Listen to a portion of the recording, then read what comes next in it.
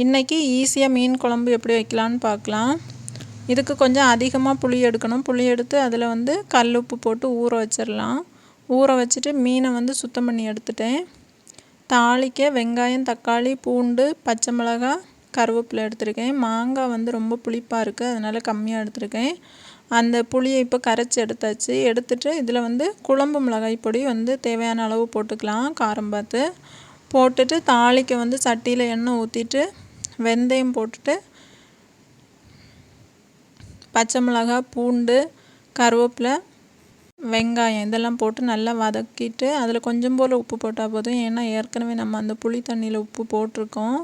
இதில் கொஞ்சமாக உப்பு போட்டு நல்லா வதக்கிட்டு வெங்காயம் வதங்கினோன்னே தக்காளியை போட்டு வதக்கிக்கலாம். தக்காளி நல்லா வதங்கினோன்னே அந்த புளி தண்ணியை ஊற்றி மூடி வச்சிடலாம்.